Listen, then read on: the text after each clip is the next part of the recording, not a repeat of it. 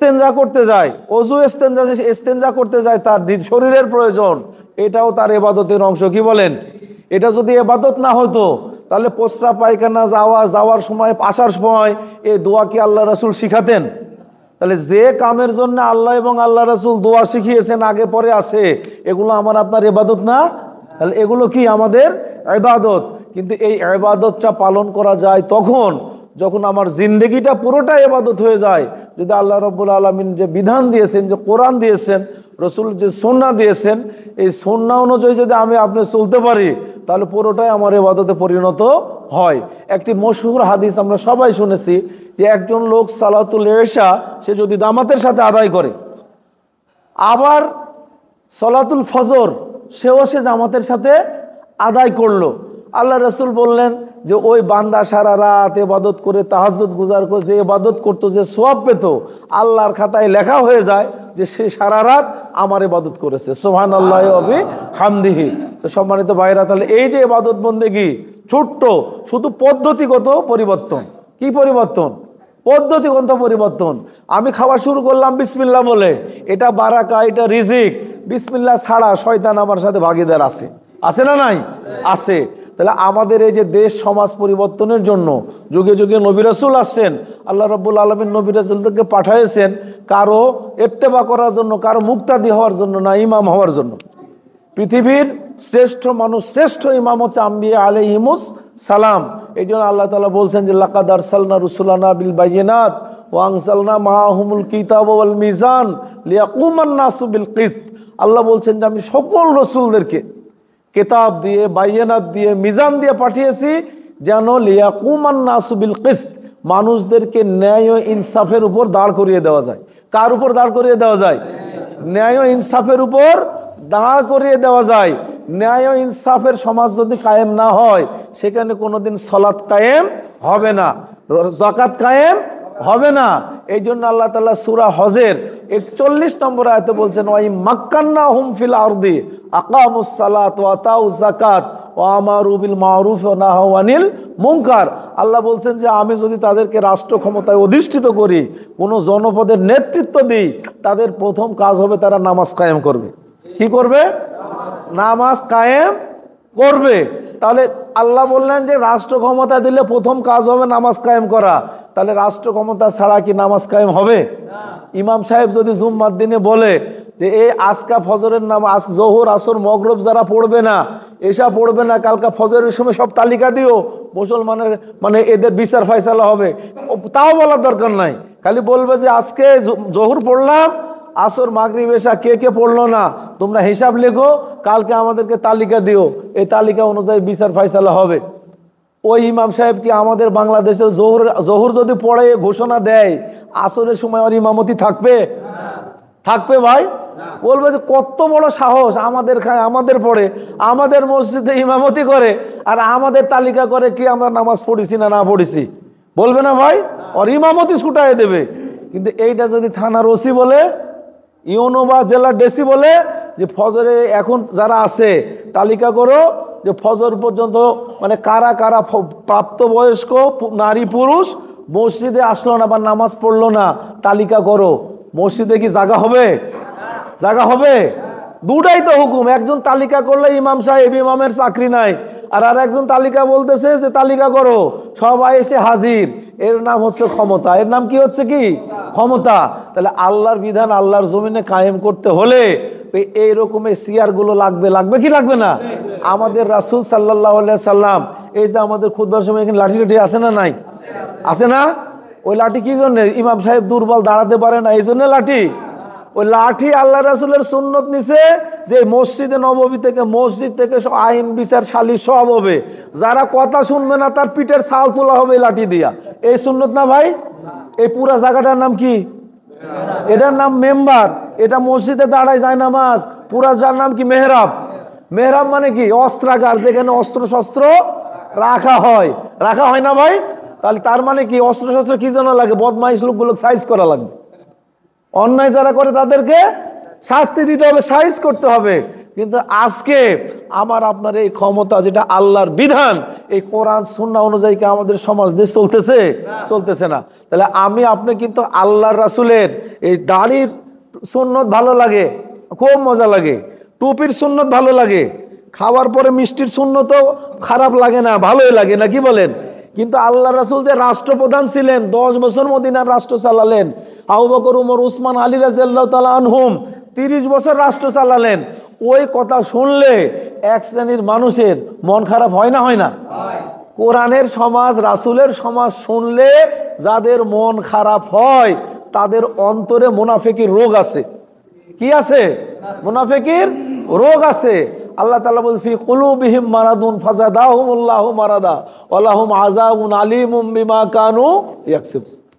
তাহলে আমাদের এই রোগ যাদের আছে তাদের থাকবে, আল্লাহ বাড়াবে। তাহলে মানুষ যারা, আমরা যারা এখানে আছি সম্মানিত ভাইরা, কেন তাহলে ইমাম নেতা বানানোর জন্য কোরআন সুন্নাহর পথে আসতে হবে? কি বলেন? তাহলে ফরজ সালাত, একটা সালাত আদায়ের জন্য যেমন মসজিদ, এই মসজিদটা তো পুরো আল্লাহর কোরআন কায়েমের বিধান কায়েমের জন্যই তো মসজিদ। কি বলেন? অনেকে আছে যে মসজিদে বলে যে রাজনীতি করবেন না, কোরআন হাদিস আলোচনা করেন, রাজনীতি করবেন না। আচ্ছা, মসজিদ আল্লাহ নবীর ইমামতি করলেন, রাষ্ট্র চালালেন, আবু বকর, উসমান চালালেন। রাজনীতি নামে কোরআনে একটা সূরা আছে, সূরাতুল মুলক। সূরাতুল মুলক আছে না ভাই? মানে কি? রাজনীতির সূরা আছে। আর কে বলতেছে যে রাজনীতি করবেন না? যারা বলে, আল্লাহ তাদের ব্যাপারে সূরা বাকারায় বলছেন, ওমান আযলামু মিম্মান মানা মাসাজিদাল্লাহি আন ইউযকারা ফিহা ইসমুহু ওয়া সাআ ফি খারাবিহা ইলাল আখিরায়া। শেষে বলছে উলাইকা আলাদুল খিসাম, এরা হচ্ছে সত্যের বড় দুশমন। তার চাইতে বড় জালিম কে হতে পারে যে আল্লাহর ঘরে আল্লাহর কথা বলা থেকে বাধা দেয়? বলেন, আপনার বাড়িতে আপনাকে কথা বলতে দেয় না, এর চাইতে জালিম আর কেউ আছে? তাহলে আল্লাহর ঘরে আল্লাহর কথা, রাসূলের কথা বলতে যারা দিতে চায় না, তাদের চাইতে বড় জালিম আর কেউ আছে? আমার কথা না, আল্লাহ তাআলা বলেছেন, আপনাদের কোরআন বাকারা সূরা বের করে দেখেন। আমরা আর আগাবো না সম্মানিত ভাইরা, যে ইসলামী নেতৃত্ব, খেলাফত, এই খেলাফত নাই বলে আজকে আমাদের এই দশা। আজকে যদি আমাদের দেশে ওহির বিধান থাকতো তাহলে আর খারাপ মানুষ খুঁজে পাওয়া যেত না। তো ওহির বিধান কায়েমের জন্য আজকে আমাদের সামনে নেতা নির্বাচন করতে হবে, আল্লাহওয়ালা, পরেজগার, দিনদার। কি বলেন? কেমন নেতা হবে?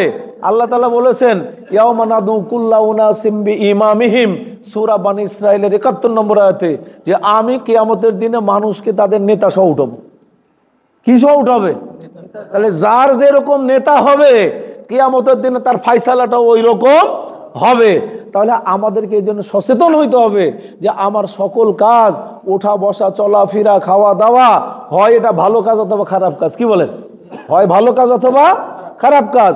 আল্লাহ তাআলা সূরা জিলজালে বলছেন, ফামান ইয়ামাল মিসকালা যাররাতিন খায়রান ইয়ারা ওয়া মান ইয়ামাল মিসকালা যাররাতিন শাররান ইয়ারা। যে বিন্দু পরিমাণ ভালো কাজ করবে কিয়ামতের দিনে তার আমলনামায় এটা দেখবে, এর ফল ভোগ করবে। বিন্দু পরিমাণ খারাপ কাজ করবে, তার আমলনামায় দেখবে, শাস্তি সে ভোগ করবে। তাহলে আমাদের সমাজে যে আমরা ভোট দিতে যাই, তাহলে ভোট দিতে যাওয়া একটা কাম না? কি বলেন? কাম কি না? যে একটা ওয়াজ আপনারা আগেও শুনেছেন, যে একজন হুজুর গোসল করতেছে আর একজন চোরও গোসল করতেছে পুকুরের ঘাটে। হুজুর মনে করতেছে যে আর এই লোকটার তো আমি চোর ভাবতাম, ও তো মনে হয় তাহাজ্জুদ পড়ার জন্য গোসল করতে আসছে। কি না? ঠিক কিনা?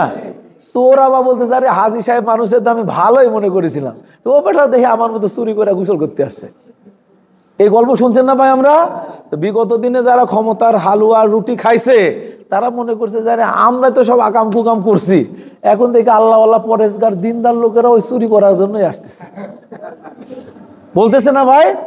আমার আপনার মনে রাখতে হবে যে আমি যে একটা সিল দিলাম, আমি সিল দিলাম মানে আমি একটা গুনার গাছ লাগাইলাম অথবা একটা সোয়াবের গাছ লাগাইলাম, সৎকায় জারিয়ার কাজ করলাম। তাহলে আমার এই ভোটে কোন এমন লোক যদি নির্বাচিত হয়ে আসে যারা অন্যায় করবে, জুলুম করবে, আল্লাহর বিধানের বিরোধিতা করবে, তাদের যে গুনাহ হবে, ভোটার হিসাবে ওর দায়ভার কি আমার আপনার ভাগ্যে পৌঁছবে না ভাই? আমলনামায় আসবে কি না? আসবে।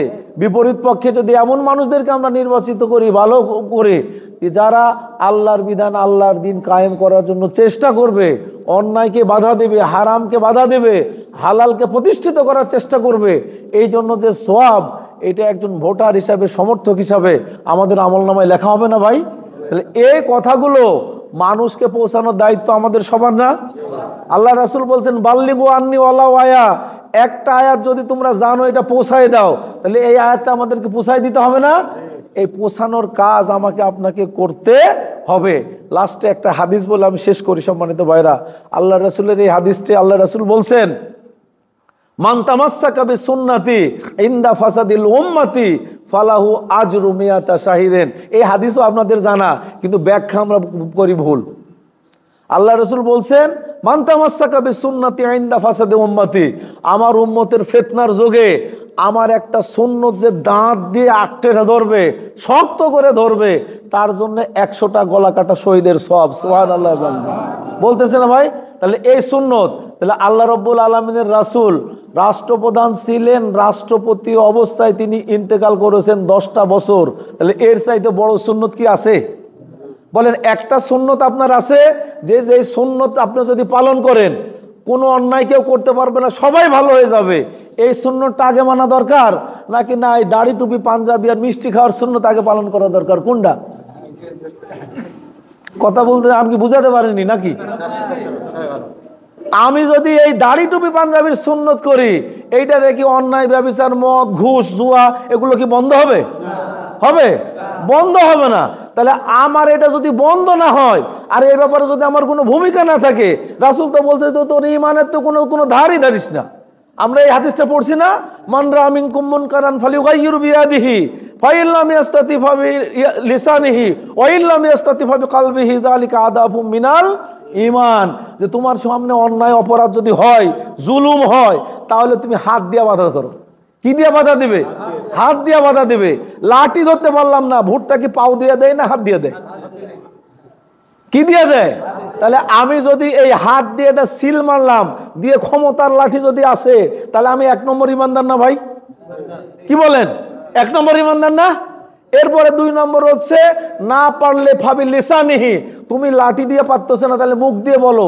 তাহলে মানুষকে বলা লাগবে না যে এইটা ভালো এইটা খারাপ, এইটা করো সেটা করো, বলা লাগবে না? লাগবে কি লাগবে না? তাহলে এইটা যদি বলে তাহলে আমার ইমানের ক্যাটাগরি হচ্ছে কয় নম্বর? 2 নম্বর, মানে সেকেন্ড ক্যাটাগরি। 2 নম্বর মানে ভেজাল না, ফার্স্ট ডিভিশন না সেকেন্ড ডিভিশন না, এইরকম আর কি, তাই না?